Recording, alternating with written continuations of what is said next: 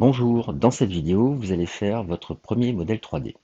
Certes, un modèle 3D simple, un Rubik's Cube, mais le but de cet exercice est de vous familiariser avec l'outil Rhino. Bien évidemment, si ce n'est pas fait, je vous invite vraiment à consulter les vidéos précédentes de prise en main du logiciel et de création des axes qui sont déjà une première façon de découvrir le logiciel. Et dans ces vidéos, je vous parle déjà et présente des premiers outils qui vous sont indispensables. Pour commencer, il est important de savoir ce que l'on veut faire. On veut faire un Rubik's Cube. Ok. Maintenant, niveau cote, je pars sur le fait que chaque petit cube du Rubik's Cube fait 2 cm de côté, donc soit 20 mm, puisque là, le modèle 3D étant, la scène 3D étant millimètres. Entre chaque cube, je définis qu'il y a un espace d'1 millimètre. C'est important de savoir ça pour la suite des choses. Maintenant, la première chose à réaliser dans la scène, histoire de s'échauffer, eh bien, c'est de commencer à faire les axes. Je prends le premier calque, je double-clique dedans et je crée les axes. Un calque nommé axe. Je vérifie que c'est bien le calque 00 axe qui est nommé par défaut. Alors pourquoi je mets des chiffres devant le nom de mon calque? C'est pour la bonne raison que lors du classement, vous allez pouvoir toujours garder l'ordre que vous avez défini et non pas uniquement l'ordre alphabétique.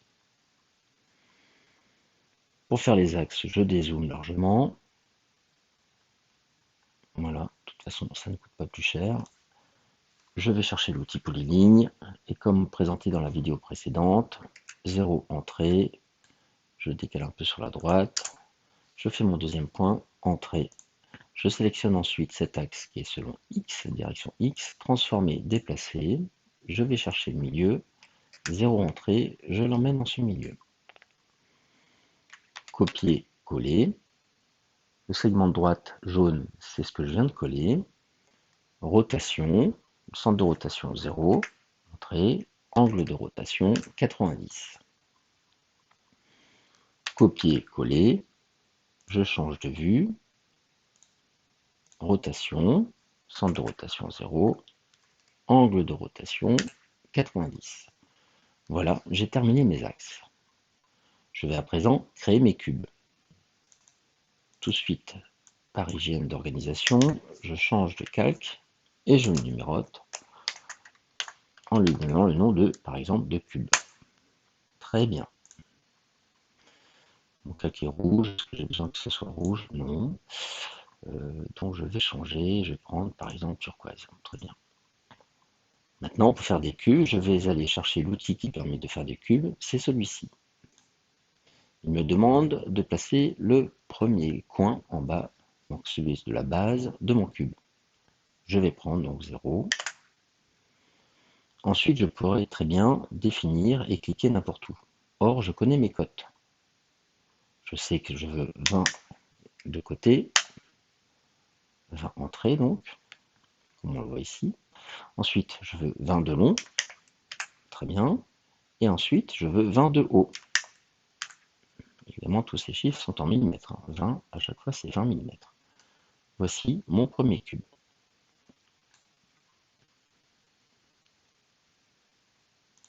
Je vais prendre ce cube et je vais le dupliquer selon l'axe X pour en avoir deux autres. Pour dupliquer, je pourrais très bien faire copier-coller et après déplacer, on l'a vu dans la vidéo précédente, mais il y a un outil beaucoup plus efficace pour ça. C'est l'outil transformer-copier. Je trouve que cette dénomination n'est pas appropriée et j'utilise toujours le terme de transformer-dupliquer, qui conviendrait bien mieux par rapport à ce que cet outil permet. Transformer-copier, comme j'ai déjà sélectionné mon cube, et dans Rhino sait très bien que c'est ça qu'il faut décaler. Il me demande le point de départ, et bien on va partir de 0. Je tire vers la droite, je suis en mode ortho, donc aucun problème pour être bien aligné selon l'axe X. Si je ne l'étais pas, eh bien je partirais n'importe où. Et maintenant, il faut que je définisse la distance. La distance, c'est que je veux que ce soit de 20 plus 1, donc 21. hop, je tape 21, je fais entrer. Vous voyez, il le propose dans une distance de 21. Et il ne me reste plus qu'à cliquer pour confirmer cette duplication. J'ai cliqué. Vous voyez, il y a bien un deuxième cube. Comme je n'ai pas arrêté la commande, Rhino me propose d'en créer un troisième. Quelle est la distance du troisième? Eh bien, c'est 20 plus 1 plus 20 plus 1. Donc 42. Je tape 42. On le voit dans le prompt ici. Je fais entrer pour valider la valeur. Je tire toujours à droite ma souris. Grâce au mode ortho, je suis toujours parfaitement aligné. Et je reclique. Ça y est, j'ai 3 cubes. Rhino, lui, il m'en propose à l'infini. J'ai terminé. Je fais échappe. J'ai donc mes 3 premiers cubes. Je vais à présent faire la base de mon Rubik's Cube en prenant cette première rangée de cubes et en les dupliquant, cette fois-ci, vers et selon la direction Y. Petit aparté sur le mode de sélection, dans Rhino, ce qui est super intéressant, c'est que quand je fais une fenêtre de sélection qui part de gauche vers la droite, Rhino ne prend que ce qu'il y a dedans. Par contre, si vous faites une sélection de droite vers la gauche, dans ce cas-là, Rhino prend tout ce qu'il y a dedans et tout ce qui touche le cadre de sélection. Et dans ce cas-là, vous voyez bien que je sélectionne mes axes. Or, mes axes, je n'ai pas envie de les bouger. Donc, je fais bien une sélection de gauche vers la droite. Maintenant que cela est fait, je recommence transformer, dupliquer. Je repars de 0. Cette fois-ci, je tire la souris vers le haut, en vue de dessus, c'est-à-dire vers les Y positifs. Quelle est la nouvelle distance à indiquer? C'est toujours la même, c'est 21, on l'a calculé tout à l'heure. Entrée pour valider la valeur, clic pour valider la duplication. Pour la cote suivante, c'est 42, 42 noté, entrée pour valider la valeur, et un clic pour valider la duplication. Enfin, échappe pour terminer le travail. Alors ici, on voit que dans la duplication, j'ai emporté l'axe Z, je sélectionne et je supprime. Je fais CTRL Z pour faire une autre parenthèse, une autre explication. Il est toujours important de vérifier dans les autres vues ce que l'on fait, même si on travaille avec la souris dans une vue. C'est toujours intéressant de voir si on n'emmène pas des mauvaises choses dans notre travail, parce que sinon, si vous travaillez dans une seule vue pendant 1 heure et que vous avez emmené des choses sans le savoir, et bien après vous avez un énorme travail pour tout corriger, voire même parfois il faut faire des CTRL Z à l'infini pour tout recommencer. Quel est le moyen le plus simple pour éviter à l'avenir de rencontrer ce type de problème? Comme les entités 3D sont bien rangées, il me suffit de verrouiller le calque axe. Et à présent que ce calque axe est verrouillé, je peux faire tout ce que je veux. Je ne sélectionnerai plus jamais mes axes. Maintenant que j'ai créé la base du Rubik's Cube, eh bien on va créer les étages. Donc on va travailler selon Z. Il est donc important de changer de vue. Là, quelle vue peut-on choisir? Face ou droite? Peu importe. Ces deux vues permettent de faire une duplication en hauteur vers les Z positifs. Je resélectionne ma face du bas.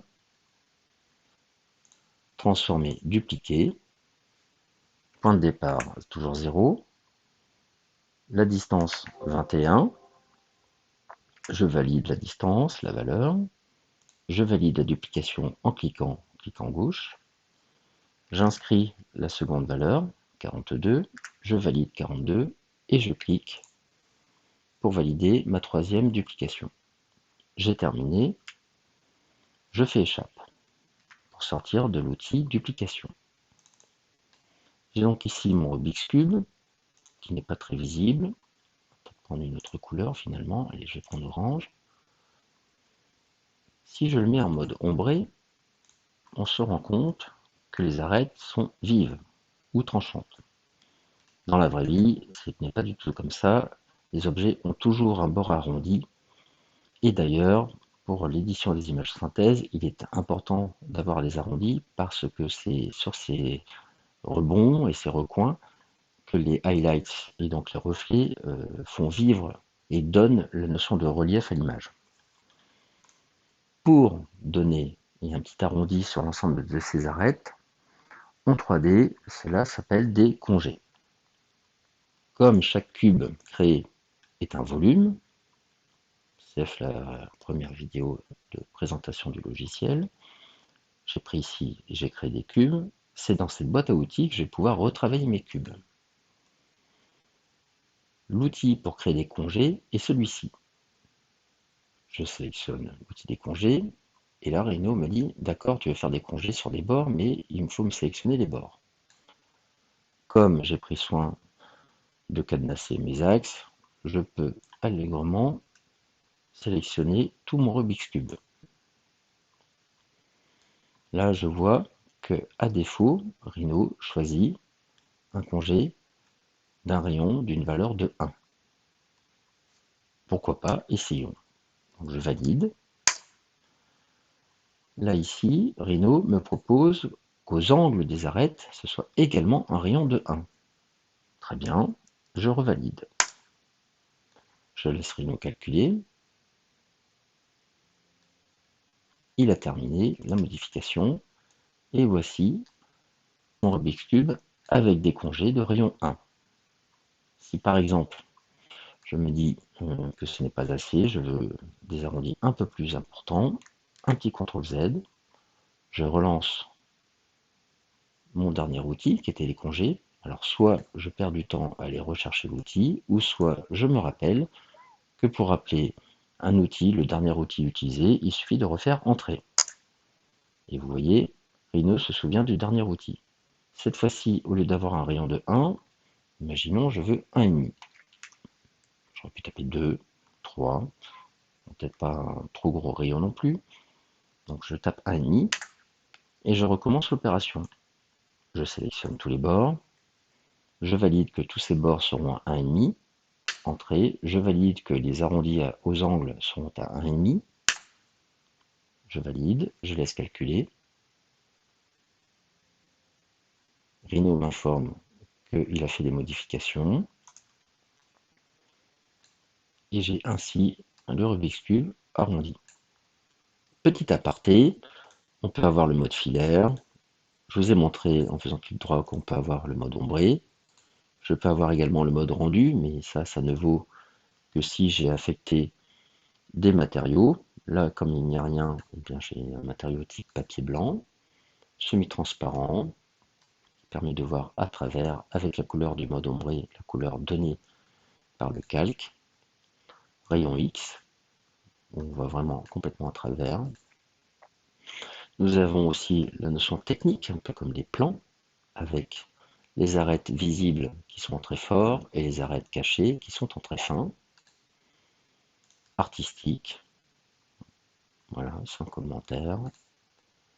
Crayon, artic. Et enfin, lancer de rayon qui est le calcul de l'image de synthèse, qui prend un peu de temps. Ce que je vous conseille, c'est qu'en mode modélisation, privilégiez le mode filaire. Pourquoi? Parce que c'est beaucoup plus simple pour l'ordinateur pour faire le calcul. De temps en temps, n'hésitez pas à mettre un petit coup de mode ombré pour regarder si ça se passe bien, mais je vous invite vraiment à rester en mode filaire pour le travail en lui-même. Voici donc votre premier objet 3D, un Rubik's Cube. Pour récapituler, vous avez appris à créer un cube, vous avez appris l'outil de duplication, transformer, copier, et vous avez appris, sur la base d'un cube qui est donc un volumique ou une polysurface, à découvrir un premier outil de modification des polysurfaces qui est celui des congés de bord. Enfin, vous avez également appris dans la gestion des calques à bien organiser votre scène et au besoin de pouvoir cadenasser les calques que vous avez besoin d'afficher mais que vous ne voulez pas qu'ils soient modifiés. Voilà, c'est tout pour aujourd'hui. À très bientôt dans une autre vidéo.